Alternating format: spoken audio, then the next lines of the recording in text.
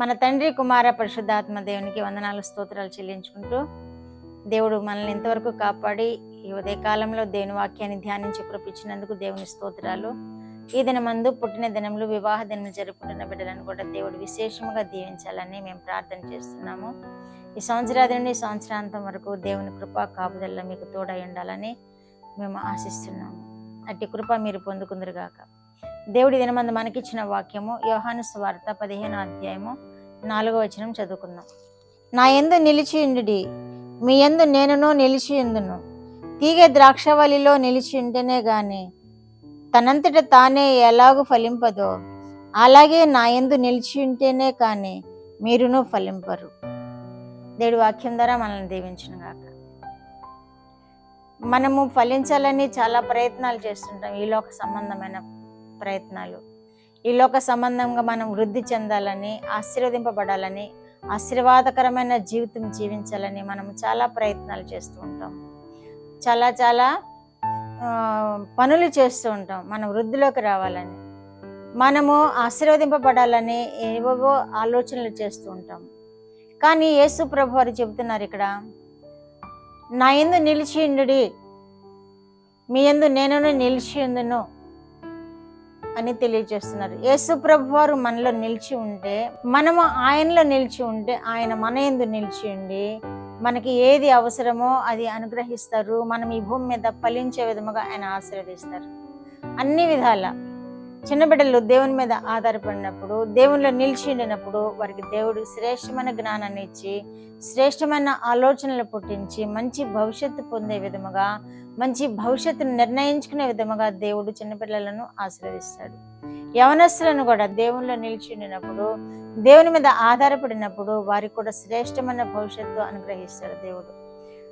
నా యందు మీరు నిలిచి ఉండుడి అని స్పష్టంగా తెలియజేస్తున్నారు. ఆయన యందు మనం నిలిచి ఉండాలి.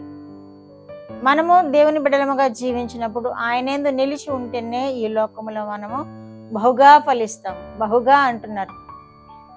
తీగ ద్రాక్షవల్లిలో నిలిచి ఉంటేనే గాని తనంతట తాను ఎలాగూ ఫలింపదో, అలాగే నా యందు మీరును నిలిచి ఉంటేనే గాని మీరు బహుగా ఫలించురు అని వాక్యం తెలియజేస్తున్నారు. మనము ఆయనలో నిలిచి ఉంటే మీరు బహుగా ఫలిస్తారు అని వాగ్దానం చేస్తున్న దేవునికి మనము ఆయనలో నిలిచి ఉండే కృప పొందుకోవాలి. మనము ప్రార్థన చేసినప్పుడు ఆయన మనలో నిలిచి ఉంటారు.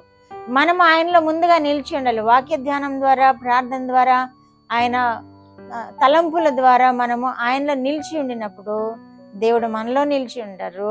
ఆయన లేకుండా మనం ఫలించాలంటే అది జరగని పనే. యవనస్తులు ఏవేవో ఆలోచన చేస్తుంటారు.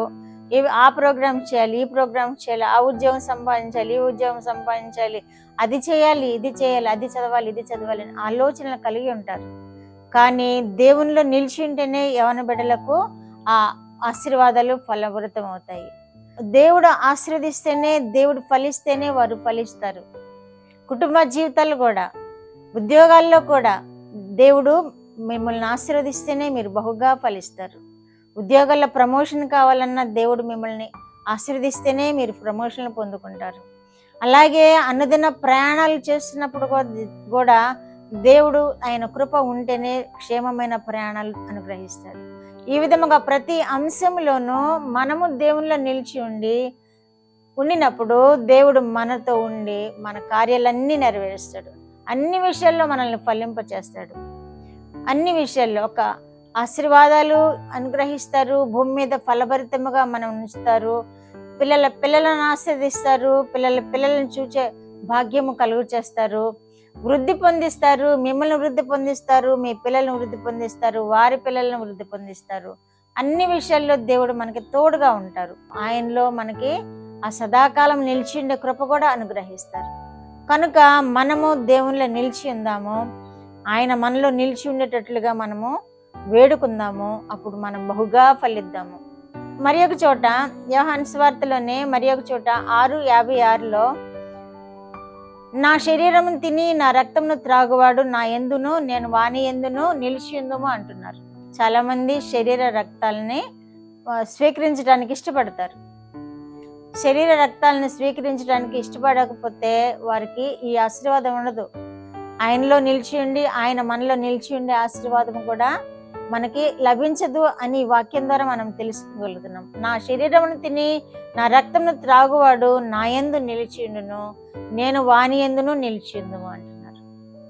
కనుక మనము ఆయనలో నిలిచి ఉండాలంటే ఈ పని కూడా చేయాలి. ఆయన శరీర రక్తంలో కూడా పాల్గొనాలి, బలారాధనలో పాల్గొనాలి. బలారాధన మిస్ చేసుకోకూడదు. బలారాధనలో పాల్గొన్నప్పుడు దేవుడు ఆ దినం మొదలు మరలా బలారాధనలో పాల్గొనే అంతవరకు ఫలభరితమైన జీవితంలో ఎవరైతే తీసుకుంటున్నారో వారిని ఫలింపజేస్తాడు.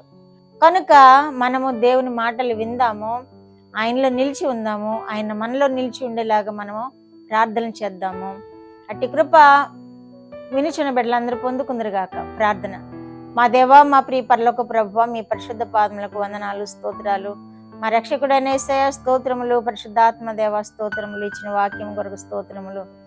దేవానైనా మీరు ఇచ్చిన ఈ మాటలను బిడ్డలు విన్నారు, మీలో నిలిచి ఉండి మేము వారిలో నిలుపుకునే భాగ్యం బిడ్డలు దయచేయండి నాయన. బిడ్డలు బహుగా ఫలించే కృప దయచేయండి నాయన. వారు ఏమి ఆశిస్తున్నారో అది మీలో పొందుకొనలాగిన బిడ్డలను ఆశ్రయించండి. మీరే మహిమ పొందమని యేసుక్రీస్తు వారి పేరిటి మనవులు మీ పాదముల మీద వేడుకుంటున్నాను పరమ తండ్రి. ఆమేన్.